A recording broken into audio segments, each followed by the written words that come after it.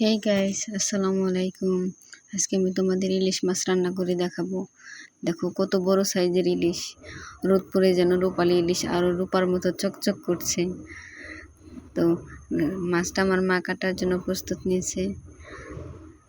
মা যখন মাছটা কাটছিল, মায়ের হাতটা যেমন রক্তে লাল হয়ে যাচ্ছিল। মাছটা ছিল অনেক বড় আর খেতে এত টেস্ট ছিল, আসলে এর টেস্ট আসলে ভাষায় বলে বোঝানো যাবে না। ইলিশ মাছ যেন বাঙালির একটি দুর্বলতা। বাঙালি আসলে মাছে ভাতে বাঙালি আসলে এইভাবেই বোঝানো হয়। দেখুন কত বড় সাইজের খন্ড ছিল এবং মাছটাতে এত পরিমাণে তেল ছিল আর কি, আমি একটু ধরতেই আমার হাত পুরো তেলে ভরে গেছে। দেখুন কত তেল, রোদ লেগে তেল যেন আরও চিকচিক করছে। মার প্রায় মাছ কাটা শেষ হয়ে গেছে।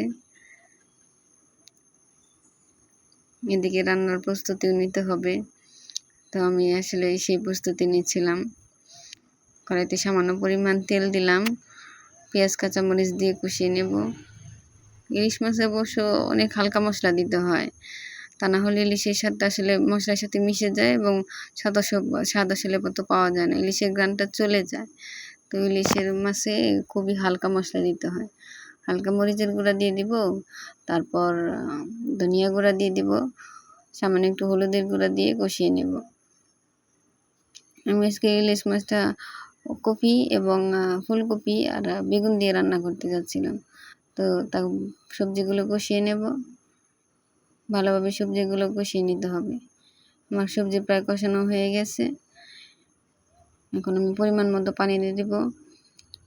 সবজিগুলো ঝোল রাখার জন্য যতটুকু পরিমাণ পানি, ততটুকু পানি দিতে হবে। এ পর্যায়ে মাছগুলো দিয়ে দিব। ইলিশ মাছ এভাবেই রান্না করতে হয়, তাহলে আসলে ইলিশ মাছের স্বাদটা থাকে না। এভাবে রান্না করলে ইলিশ মাছের স্বাদটা অক্ষুণ্ণ থাকে এবং ইলিশের যে আসলে অথেন্টিক ঘ্রাণ, এই ঘ্রাণটা পাওয়া যায়। দেখুন কত সুন্দর কালার এসেছে। ভিডিওটি দেখে আমার আসলে জিভে জল চলে আসছিল, এত সুন্দর লাগছিল। আর